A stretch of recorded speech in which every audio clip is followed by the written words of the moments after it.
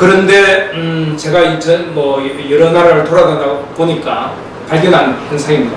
한국인 재외 동포 코리안 디아스포라 숫자를 보니까 정말 놀라웠습니다. 약 740만이 한국을 떠나가지고 해외에 살고 있다. 우리나라 인구가 남한이 5,100만, 북한이 한 2,500만, 한 7,500만, 7,600만 정도 되는데 그 중에 10%가 해외에 또 살고 있는 한국입니다. 이거 보시면 우리가 해외에 엄청 많이 살고 있죠. 그죠? 저는 그걸 이런 분들을 해외에서 만날 때마다 우즈베키스탄 타시켄트 시장에서 또 사우파로의 브라질 이민간 우리 교민들 만날 때마다 이분들이 그 나라에서 좀 아주 편안하고 행복하게 살았으면 좋겠다 그런 생각을 가지고 있는데 그런 의미에서 한국은 우리나라는 이런 코리안 디아스포라를 생각해서라도 좀 세계 시민 의식을 가지고 살아가야 되겠다 그런 생각이 듭니다. 동의하시죠? 예, 제가 왜 세계 시민 교육이 중요하냐 이런 말씀을 드렸는데 이제는 그래 무엇이 세계 시민 교육인가, 세계 시민성이란 무엇인가 하는 것을 말씀드리도록 하겠습니다. 세계 시민성, 글로벌 시티즌십이라고 하는 것은 아주 쉽게 얘기하면 더불어 함께 사는 마음입니다. 더불어 함께 사는 마음은 자기 가정에서 또 자기 교실에서 학교에서 마을에서 자기 사회에서 자기 국가에서 전 세계적으로 함께 더불어 살아가는 어떤 마음입니다. 그게 바로 세계 시민성입니다. 유네스코에서는 세계 시민성을 이렇게 두 가지로 좀 간단히 얘기하고 있습니다. 첫째는 지구촌에 대한 소속감, 우리가 인류에 대한 연대감을 갖는 것. 뭐 좀 쉽지 않은 거죠, 그죠? 그러나 우리가 키워나가야 할 겁니다. 아까 보셨죠, 그죠? 지구촌이 너무 작죠? 이 작은 데서 우리가 함께 살고 있다고 하는 소속감과 연대감을 키우는 것. 그게 첫 번째입니다. 두 번째는 인류 보편 가치를 이제는 좀 배우고 공부하고 내재화할 때다. 사실은 우리 한국인으로서의 전통과 역사적인 어떤 역사적인 가치와 이런 데 굉장히 자부심을 가지고 살아왔는데 아까 보신 작은 지구촌에서 이제 한국이 전 세계인하고 어울려 살려고 하면 평화, 인권, 문화 다양성, 지속 가능 발전 같은 아주 제한적이지만은 몇 가지 안 되는 거지만은 보편 가치를 이제는 우리가 배우고 공부하고 또 실천하고 또 이걸 내재화하고 또 전파할 때다. 그래서 이 두 가지 우리가 이런 두 가지를 가지고 있으면 바로 세계 시민이다 하는 얘기입니다. 간단하죠, 그죠? 아까 말씀드린 보편 가치가 뭐냐 보시는 것처럼 한 5가지 정도는 아주 간략하게 했습니다. 너무 복잡하면 뭐 하기 힘들죠, 그죠? 예. 문화 다양성, 그 다음에 평화로운 세계, 문화원, 지속 가능한 발전, 인권 존중. 그런데 이걸 지적으로 우리가 머리로만 이해해서만 되는 것이 아니고, 이건 인지적 역량이죠, 그죠? 사회 감성적 역량, 가슴으로도 우리가 공감하는 역량, 이런 걸 키워나가야 되고요. 또 이걸 배웠으면 실천하는 어떤 실천 역량도 있어야 되는 겁니다. 그 세 가지가 아울러질 때 세계 시민 으로서 완벽해지는 겁니다. 이 자질들은 뭐 이렇게 조금 어려운 용어로 non-cognitive skill이라고 해서 가장 아주 중요한 게 공감 능력 이렇게 있는데 공감 능력의 중요성은 이미 여러 사람들이 얘기하고 있습니다. 모든 과목에서 다 가르칠 수 있고요. 한 예를 들면 호주의 어느 교사분이 발표한 걸 제가 호주 멜버른에 있는 초등학교 뒷마당에 철새들이 날라오니까 애들 보고 철새를 조사하라. 그 철새들이 가는 곳을 보니까 남태평양 거쳐서 대만, 중국, 한국, 일본, 시베리아. 그래서 학생들이 그 나라를 조사하고 나중에는 그 나라에 관한 전통, 음악, 음식 이런 걸 가지고 와서 발표하고. 그래서 그 선생님은 이 학교 뒷마당에 있는 철새를 가지고서 이런 다른 나라를 이해하는 자연스러운 세계 시민 교육을 하는 겁니다. 굉장히 아주 창의적인 교육 방법이라고 생각이 듭니다. 그래서 저는 이런 다양한 우리 여러분이 생각해 보시면 다양하게 세계 시민 의식을 키울 수 있는 여러 가지 사례들이 있다 하는 생각이 들고요. 세계 시민이 된다고 하면 이와 같은 어떤 생각들이 있어야 된다. 뭔가를 생각할 때 좀 통합적으로 생각하고 대화를 통해서 또 서로가 배우고 또 어떤 가치관을 좀 세계 시민 의식에 맞는 가치관을 가져야 되고요. 또 비판적 사고를 해야 된다. 한 예로 고선지 장군의 탈라스 전투 예를 들면 우리 역사에서 뭐 이렇게 가끔 배우거나 아마 여러분 책에서 볼 겁니다. 고구려 고선지 장군이 고구려가 패망하고 당나라에 가서 장군이 됐는데 고선지라는 분이 이분이 이슬람이 막 중앙아시아로 오니까 당나라 장군으로서 이 중앙아시아에 가서 전투를 한 서너 차례 하면서 다 이겼는데 마지막 탈라스 전투에서는 지게 됩니다. 그때 당나라 군대에 제지수를 가진, 그러니까 종이를 만들 줄 아는 기술자들이 있는데 이분들이 아랍으로 끌려가고 이 끌려간 아랍에 끌려간 분들이 종이 만드는 기술을 가르쳐주고 이 종이 기술이 전파되어 가지고 아랍의 르네상스가 일어나고 이 아랍의 르네상스가 영향을 미쳐서 유럽의 르네상스가 일어나고 유럽에서 종교개혁, 그런 다음에 과학혁명, 산업혁명, 그리고 제국주의, 서구중심주의, 최근에 오늘날 세계의 모습을 이루게 되는 겁니다. 이렇게 본다고 그러면 아주 작은 사건에서 우리가 굉장히 다양한 해석과 아주 통합된 사고를 할 수 있는 그런 예가 됩니다. 이런 식으로 우리가 연결관계를 다 이해할 수 있다. 궁극적으로 제가 레박 종합을 하면 세계시민교육이란 지구촌에 대한 소속감과 인류에 대한 연대감을 가지는 사람, 보편적 가치를 배우고 가르쳐서 이게 그걸 내재화한 사람. 보편적 가치라는 것은 평화로운 세계, 인간에 대한 존중, 지속가능한 발전뿐만 아니고 가장 중요한 게 이겁니다. 다른 문화와 인종과 뭐 이런 다양성을 존중해 주는 것. 다양성 존중이 굉장히 중요하죠. 그리고 상호 이해를 하고 또 중요한 것이 좀 차별을 하지 않아야 된다. 얼굴 색깔에 따라서, 종교에 따라서, 문화에 따라서, 국적에 따라서 뭐 이런 거에 의해서 사람을 차별하지 않고 우리가 똑같은 인간으로 대접하는 것, 또 간용하는 것, 이런 것들이 바로 세계시민교육의 핵심입니다. 세계시민교육은 오늘날 UN 유네스코의 글로벌 아젠다, 전 지구적 의제가 되었습니다. UN 아시죠? 예. UN 글로벌 아젠다라는 것은 첫 번째 글로벌 아젠다가 새천년 개발 목표입니다. 그래서 2000년에 채택이 돼가 15년 동안 진행이 되었는데 그 다음 글로벌 아젠다 채택을 위해서 많은 나라들이 노력을 하고 있었는데 마침 2012년 반기문 사무총장께서 이제는 세계 시민을 양성해야 된다 이런 좋은 말씀을 하셨습니다. 그 말씀을 이어받아서 유네스코에서 2015년 5월 인천에서 인천 포럼을 열어가지고 유네스코의 글로벌 아젠다로 문제 채택을 하고 이게 그대로 이어져 가지고 그해 9월 2015년 9월 UN 총회에서 세계 시민교육을 글로벌 아젠다로 채택했습니다. 새로 채택된 글로벌 아젠다는 UN 지속가능 발전 목표라고 해서 17가지가 있습니다. 여러분 꼭 공부해 보시기 바랍니다. 이거 굉장히 중요한 것이거든요. 그 중에 네 번째 보시는 것처럼 네 번째 교육입니다. 네 번째 중에서 일곱 번째 SDG 4.7이라고 그러는데 일곱 번째가 바로 세계 시민 교육입니다. 그래서 오늘날 세계 시민 교육은 UN 유네스코가 전 세계가 2030년까지 달성해야 될 전지구적 목표로 이렇게 상정한 것입니다.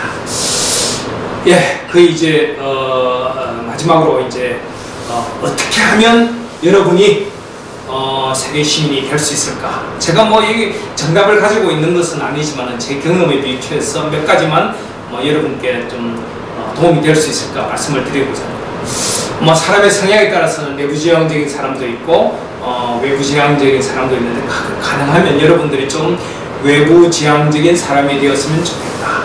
그래서 내 주위를 좀 돌아보고 또 우리나라 내에서뿐만 아니고 전 세계가 어떻게 돌아가는지 이렇게 살펴보는 것도 필요하다. 요즘 일본, 제가 들으니까 일본의 가장 큰 문제가 히키코모리, 방에 들어가가지고 나오지 않는 거라고 하는데, 이게 사회적으로 큰 문제라고 합니다. 우리는 가감히 이런 좀 벗어나서 이렇게 살아가는 그런 생활이 필요하다. 그래서 제가 참 좋아하는 말입니다. 낯선 곳에서 나를 만난다. 항상 익숙한 곳에서만 살아가면 편하긴 한데 도전이 없죠, 그죠? 낯선 곳에 가서 또 자기도 만나고 또 도전하고 또 실패도 괜찮습니다. 실패가 큰 자산이거든요. 실패하고 도전하고 응전하고 다시 일어서는 것, 그게 굉장히 중요하다. 또 요즘은 국경을 넘어야 미래가 있다고 그럽니다. 정말 우리 국내에서뿐만 아니고 전 세계적인 글로벌 마인드를 가지고 살아가는 한국인이었으면 좋겠다 하는 생각이 듭니다. 요즘 SNS가 있어가지고 전 세계 뉴스를 다 볼 수 있습니다. 이런 하드카피로 책을 이런 신문이나 잡지를 볼 뿐만 아니라 SNS 뉴스를 통해서 전 세계가 어떻게 돌아가는지 여러분이 살펴보는 것 굉장히 중요하다는 생각이 들고요. 책을 보시더라도 요즘 보면 이런 좋은 책들이 많습니다. 역사를 인류 역사에서만 보는 것이 아니고 이 지구가 탄생 이래부터 어떻게 흘러왔는가 보는 빅 히스토리, 이게 굉장히 그런 것들이 있는데, 빅 히스토리에 의하면 아프리카 지구대에서 인류가 처음 출현해서 전 세계로 퍼져나갔다고 합니다. 이런 인류학적인 고고학적인 연구에 의하면 인류는 거의 한 가족이다. 그러니까 세계 시민이라는 것, 우리가 한 가족이라는 것, 서로 차별이 없어야 된다는 게 너무나 과학적으로 증명이 되는 것 같습니다. 아까 말씀드린 총균세, 이 책을 보시면 우리가 이 좀 환경에 의해서 이렇게 좀 차이가 나지만은 별로 다른 인류는 아니다. 서로가 같은 한 가족이다 하는 그런 주장을 하고 있습니다. 과학자들이 천문학자들, 오늘날 과학자들이 주장하는 지구의 탄생, 우주의 탄생, 빅뱅 이론에 의하면 이 지구가 거의 137억 년 전에 만들어져서 이 우주가 그때 빅뱅 하면서 이제 만들어져서 지구가 45억, 46억 년 전에 지구가 탄생을 해서 인류가 이렇게 그 안에서 살게 되었으니까 이 큰 빅뱅 이론, 우주의 관점에서 본다고 그러면 정말 우리가 나라를 구분해서 살아가는 게 얼마나 정말 한심하거나 우스울 수 있는지 그런 느낌이 듭니다. 꼭 제가 추천드리는 책입니다. 한번 꼭 읽어보시죠. 칼 세이건의 코스모스. 제가 이 책을 읽고 어떤 과학책인데 인생관 저희 삶의 철학이 바뀌었습니다. 여러분이 굉장히 좀 다른 세상으로 인도해주는 그와 같은 책이다. 꼭 읽어보시기 바랍니다. 예, 21세기의 세계 시민이 되면 아마 여러 좋은 점들이 있습니다. 여러분이 글로벌하게 살 수가 있고요. 또 두려움이 없고 자신감이 넘칩니다. 한번 백팩 메고 전 세계 여행해 보시죠. 자신감이 넘칩니다. 기회가 누구보다 많다. 한국에 있는 것보다 세계를 상대로 여러분이 활동을 할 수 있으니까 기회가 당연히 많겠죠. 또 재미가 무궁무진합니다. 예, 너무나 다양하니까. 또 배우고 가르칠 게 또 엄청 많이 있습니다. 그리고 가장 중요한 게 창의적인 아이디어도 이런 세계 시민 의식을 가지면 저절로 창의적인 인간이 된다. 제가 한 예를 들어보겠습니다. 제가 몇 년 전에 대만 타이페이에 간 적도 있고요. 이 사진은 일본 신주쿠 얘기입니다만 대만 타이페이에 가니까 메토슨이 지금 이 다른 호선의 열차가 한 플랫폼에 들어와서 서로 타고 이동하는 걸 봤습니다. 우리나라 지하철 가면 3호선에서 4호선 타려고 하면 계단을 내려가고 이동해야 돼서 굉장히 힘들죠, 그죠? 한 플랫폼에 다른 호선의 지하철이 들어온다. 최근에 제가 일본 신주쿠 가니까 일본 신주쿠도 여러분 보시는 것처럼 한 플랫폼에 다른 라인이 이렇게 들어와서 편리하게 갈아탑니다. 이렇게 지하철을 설계할 수 있구나. 이런 거는 많이 다녀보면서 우리가 배우게 되는 창의성이라는 생각이 듭니다. 2018년 뉴욕타임스 제가 읽은 기사입니다. 함디 울루카야라는 사람이 터키 산골짜기에서 태어나서 살았는데 뭐 가진 것이라고는 양 몇 마리. 그래서 양재 짜서 요구르트를 만들고 그렇게 살아가는데 너무너무 가난하고 그게 싫어가지고 20세가 되기 전에 미국 뉴욕으로 이민을 갑니다. 가서 공부를 하고 돈 좀 벌어봐야 되겠다. 근데 잘할 수 있는 게 없으니까 전에 하던 터키식으로 양재 짜서 요구르트 만드는 그 사업을 했는데 그게 대박을 터뜨려가지고 지금 뉴욕에서 초반이 요구르트가 아주 대단합니다. 그래서 이 사람은 지금 백만장자 아니 억만장자가 되었고요. 미국 사람들은 아주 좋은 요구르트를 또 먹게 되는 이 뭐라고 그럴까요? 제로섬 게임이 아니죠, 그죠? 난 제로섬 게임. 서로 이익을 보는 이런 좋은 일들이 있습니다. 글로벌하게 살아가면 우리가 모두가 서로가 서로에게 좋을 수가 있다. 이런 생각이 듭니다. 예, 우리 지구는 살고 있을 때는 거대하게 보이지만은 저 달이나 우주에서 바라보면 정말 이렇게 작은 파란 점처럼 보입니다. 블루다 아주 파란 점이죠, 그죠? 우주선에 우리 우주인들이 올라갔습니다. 처음에 우주에 가니까 모두 다 첫날은 자기 나라만 찾기에 혈안이 되어 있다. 근데 사나흘 지나니까 아시아가 어디 있는지, 유럽이 어디 있는지 그렇게 찾았는데 5일째가 되니까 아무도 자기 나라, 자기 대륙 찾지 않고 지구 하나, 저 블루다 하나만 얘기하더라. 이런 유명한 얘기가 있습니다.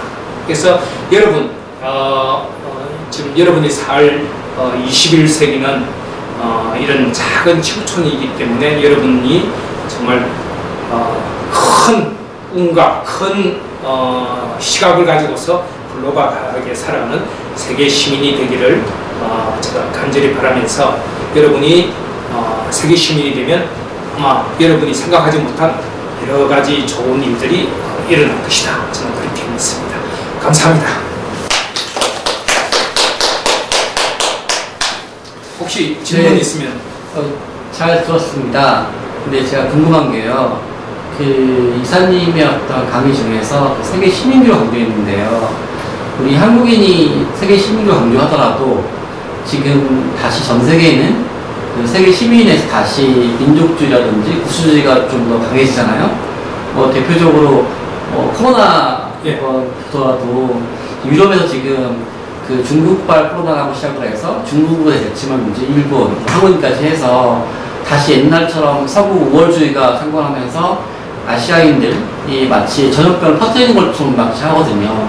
그래서 세계 시민주의 자체가 우리 한국보다도 오히려 이런 미국과 유럽이란다 그 나라도 그럴 것 같은데 그쪽 나라에 대한 세계 시민교육은 대중화되지 않으면서 오히려 한국만 강조할 경우에 다시 또 세계가 더 잘못될 것 같아서 이런 부분 어떻게 생각하는지 궁금합니다. 예, 굉장히 좋은 질문이고 굉장히 어려운 질문입니다.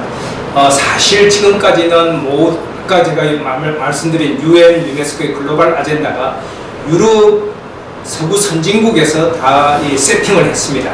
그러니까 아무래도 이제 서구적인 이런 철학과 가치관이 이제 보편 가치에 많이 이제 들어가 있는데 최근에 온 현상이고 여러분도 목도하겠지만은 미국과 유럽이 오히려 보편 가치에서 이제는 좀 유혈배반적으로 모순적인 미국의 트럼프도 그러고 또 영국의 브렉시트도 그렇고 이런 그런 현상을 보여주고 있거든요.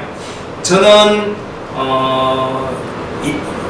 우리가 지금 막 아주 민감한 아주 변화하는 시기라는 생각이 됩니다. 지난 과거만 생각하면 미국과 유럽이 선진적이고 아주 앞서가고 우리가 배우고 이런 걸로 생각하는데 최근에 와서는 제가 한국만 말씀드렸으면 합니다만 한국이 이런 세계 시민교육을 선도하면서 오히려 이제 역으로 저는 앞으로 미래에는 이런 세계 시민교육 유행과 함께 미국과 유럽에서도 널리 좀 퍼져나가서 뭐라고 그럴까요? 좀 거부라고 그럴까? 너무 자기 국가 이익만 생각하는 나라들에게 조금 영향을 줘야 된다. 그래서 말씀하신 대로 우리 한국만 그렇게 하자는 것이 아니라 우리가 든든한 그런 어떤 역할을 하는 중심이 되어 가지고 이제는 뭐 그렇지 못한 뭐 다른 이런 나라들뿐만 아니고 아시아, 아프리카, 남미뿐만 아니고 서구 선진국도 다시 한번 성찰해보는 우리가 이런 지금 현재 세계는 민족국가로 국경에 의해서 나눠져 있는 것은 받아들이지만은 계속 이렇게 자기들 이익만 추구하면서 이런 세계로 살아갈 것인가. 아마 그렇게 살자고 할 사람들은 거의 없을 겁니다. 되게 암담하고 서로 국가 이익만, 자기 이익만 추구하게 되면 거의 만인에 대한 투쟁이 다시금 되풀이 되는 것이고, 다들 아마 꿈꾸는 이상적인 세계, 물론 자기 이익이 걸려있을 때는 굉장히 좀 자기 국가 이익이 걸려있고 할 때는 되게 이제 국가 이익 우선으로 가지만은 그래도 또 우리 어떤 생각에, 우리 사고의 철학의 상당 부분은 모든 이 지구촌에서 보다 평화롭게 좀 어울려서 조화롭게 살고 싶은 마음을 다 가지고 있는 거거든요. 그래서 그게 그 지향점은 그 이상적인 어떤 미래는 우리가 상정해 놓고 그쪽으로 계속 갈 수 있도록 힘을 모아 나가야 될 거라고 생각합니다. 지금 현실이 민족국가니까 다 뿌리치고 각자 이익만, 각자 도생하자고 그러면 아마 정말 우리가 생각하지도 못한 그런 어떤 어려움이 닥쳐올 겁니다. 보시면 전쟁도 마찬가지고요. 이 전염병 문제도 글로벌하게 서로가 정보를 모으고 같이 백신을 개발하고 같이 대처하고 하면서 빨리 벗어나고 또 더 나은 세계로 나가는 것이지, 각자 살아가겠다고 했을 때 아마 인류 전체로 봐서는 마이너스가 될 것이다. 그런 의미에서 이런 도전이 올 때 정말 우리가 고민을 많이 같이 해보셔야 될 겁니다. 저는 제가 이 세계시민 의식, 세계시민교육을 하자, 이 한마디로 해서 여러분이 동의하라는 얘기가 아니고, 지금과 같은 아주 여러가지 도전들이 많죠, 그죠? 팬데믹, 그 다음에 세계적인 빈곤, 난민 문제, 이런 여러가지 지구 환경 문제가 있을 때 같이 고민을 좀 해보자. 많이 생각을 해보시면요, 아마 생각 끝에 여러분의 나름대로의 어떤 생각, 판단력 이런 것들이 나오는데 그게 굉장히 중요하다는 생각입니다. 아무런 생각 없이 누가 얘기하는 대로 따라가고 순응하고 이렇게 가다가는 어려운데, 저는 그걸 원하는 게 아니고요. 비판도 좋고 논쟁도 좋고 하면서 더 나은 대안을 찾아나가는 것, 이게 바로 세계시민 의식에서 말하는 비판적 사고라고 저는 생각합니다. 그래서 네.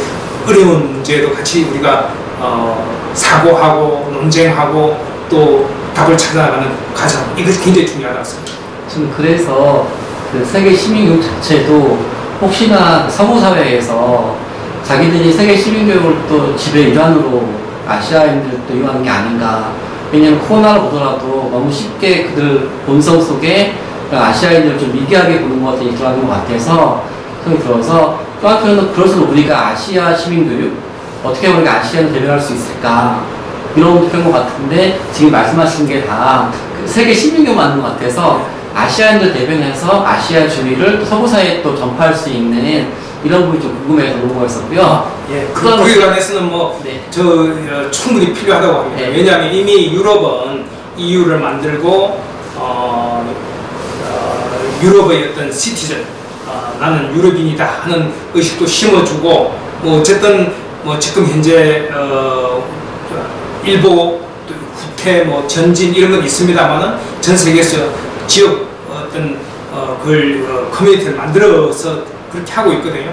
저는 아시아도 당연히 세계 시민의식은 당연히 또 지구촌에 필요한 거지만, 동시에 또 아시아 나름대로의 아시아인으로서의 어떤 공동체 의식을 이렇게 키워나가는 것, 굉장히 중요하다고. 그게 바로 세계 시민의식하고 모순이 되는 게 아니고 오히려 세계 시민의식을 키워나가는 데 굉장히 도움이 된다고 생각합니다. 그래서 현재 우리가 가지는 민족주의, 민족의식, 또 아시아인으로서의 어떤 의식, 세계 시민 의식, 그게 골고루 같이 좀 같이 가야 된다. 뭐 그런 생각을 가지고 있습니다. 고맙습니다. 예. 이번 원장님 강의를 들은 학생들이 이제 아시아 국가들을 알려나가는 아시아 친선대사 활동을 하게 돼요. 이 친구들에게 응원의 한마디나 아니면 어떻게 활동하면 좋겠는지 격려 한 말씀 해주시면 좋겠습니다. 네, 제가 활동하다 보니까 전 세계를 이제 다 다녀봤는데 역시 문화적인, 인종적인 여러 가지 가치관에 있어서 어떤 친밀도, 친근감이라는 점에서는 한국과 우리 일본, 중국 그리고 아시아라는 게 아무래도 좀 더 가깝죠, 그죠? 여러분이 아마 아시아 여러 각국을 가보시면 그런 걸 많이 느낄 겁니다. 굉장히 참 우리하고 가깝다 이런 걸 많이 느끼고 있고요. 그런 의미에서 아마 우리 한국하고 또 같이 갈 수 있는 가장 친하게 친구가 될 수 있는 나라들이 바로 저는 지금 현재 정치적인 경제적인 여러 가지 갈등이 많지만은 일본과 중국과 동남아시아와 중앙아시아와 몽골과 이런 아시아 국가들이 굉장히 중요한 우리 친구라는 생각이 듭니다. 정말 우리의 친구 국가, 친구 민족, 친구들을 많이 만들어야 되는데 저는 가까이에서 먼저 시작을 해야 된다는 생각이 들고 그런 의미에서 절대 이 경제적인 격차 혹은 여러 가지 이유로 아시아를 조금 우습게 보거나 이렇게 조금 이렇게 낮춰보는 그런 자세가 아니고 우리가 굉장히 겸손한 의미에서 우리 이웃 일본, 중국, 아시아, 동남아시아 국가들, 아시아 국가들을 진정으로 좀 대하는 그런 그게 필요하다고 생각이 들고요.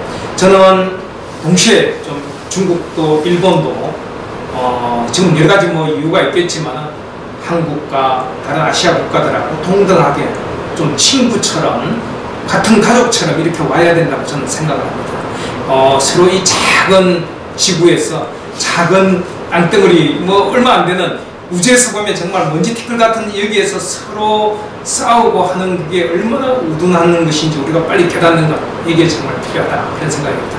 아시아 나라들하고 친구로서 같이 가야 된다. 정말 가장 필요한 거라고 생각합니다. 감사합니다.